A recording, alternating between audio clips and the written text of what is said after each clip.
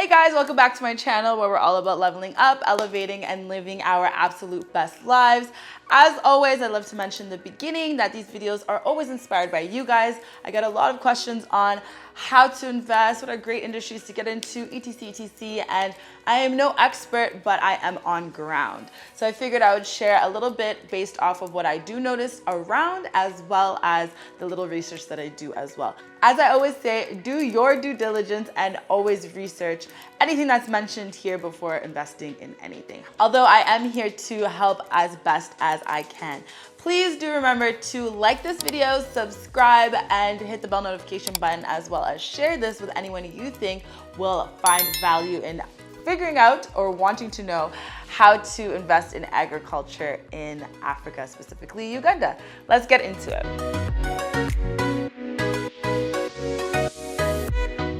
All right, so getting into this video, I wanted to drop a few facts about agriculture and why it actually is a great area to invest in, especially if you do it extremely smart and not maybe the traditional way most people think, which would be to buy a farm and just start growing crops and growing food and then selling it to people. There's other ways to invest. But a little fun fact, within the continent, agriculture is the largest economic sector and it takes up 15% of the GDP in the continent as a whole.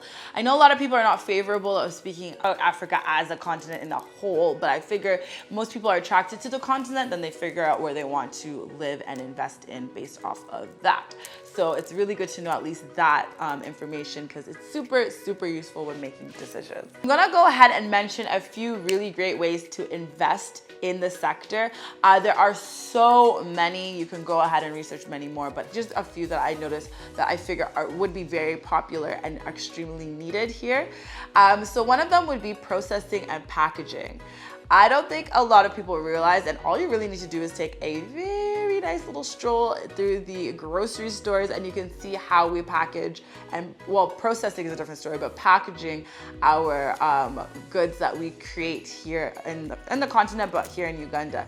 There's definitely room for improvement. Having been a small business owner in Canada and having obviously had to dabble in packaging, figuring out my packaging for my business, etc, I ended up in a lot of distributors, places and warehouses, and I've noticed the difference in packaging for goods, even for foods, especially because I did dabble in helping a business start up on that. So I did have to do research, and there is a big difference, and it's quite wild because affordability is an issue as well because we don't have that many options here. They are there, but there definitely can be improved for an international market, especially if you want to export. Or even if you're not processing but you want to export, you could always find the farmers who have the goods that you need to the caliber of what the export market needs, and then from there figure out their packaging for them, because we don't really have the best packaging, nor do we have variety nor affordability. Processing and packaging is definitely necessary. Processing as well, I don't know much about that part of the industry, but I do know that there are strict regulations if you want to export. You have to meet for the international market, and I know that we lack a lot of equipment and infrastructure in order to process accordingly. So that is something to look into. Obviously, it'll take a bigger capital investment in comparison to packaging or other areas of exporting. If you're interested in exporting, or if you're even interested in just the local market, we do definitely need these improvements. So something to consider. So another thing that I really feel like would put us on another level is investing in technology for farmers.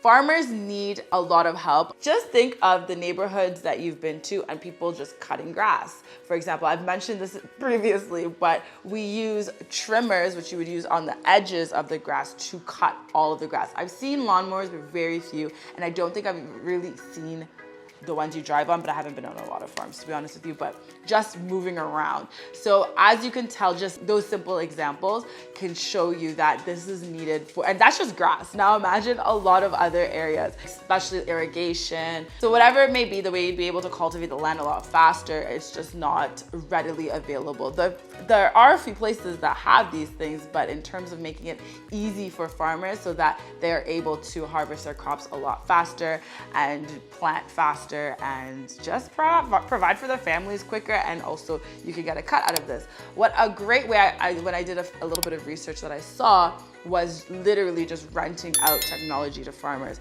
How you figure out for that to happen is up to you, but I think it's very necessary. I will definitely go check out a lot more farms and let you guys know what people do specifically need, but from the little that I've seen, the infrastructure can definitely be improved. Just the affordability, it's just not a thing here. So if you're to own it out and you rent it out. The industry that that I'm in, that is a common thing, is photography and videography. A lot of people do not actually, videographers and photographers don't actually own their equipment. They rent them out here. And to be honest with you, even the renting, that's why I was like, no, I'm gonna buy. It's quite pricey because at the end of the day, after like 2-3 months, you could just own it yourself. But you could always do like a rent to own. You could always just do straight leasing. It's up to you how you wanna do it.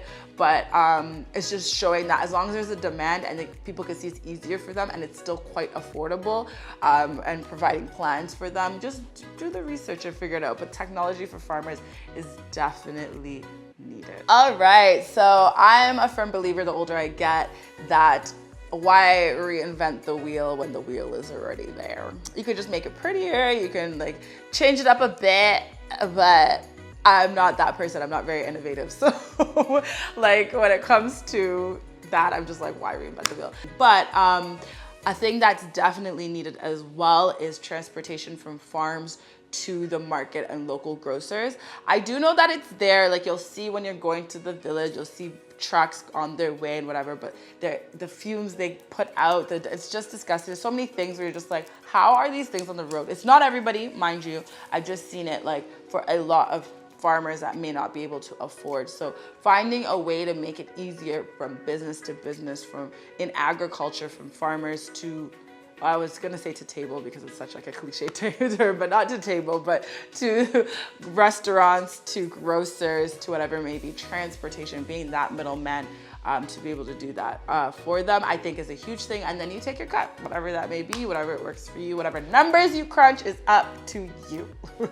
But I have realized and I've noticed that that's definitely a thing. In COVID, it was a huge thing, and I think we realized that we are in dire need of figuring out how to connect the end user to the farm and more feasible ways to do it. So I encourage you to go and check that out as well. So I just mentioned this earlier, but leasing out equipment to farmers is huge.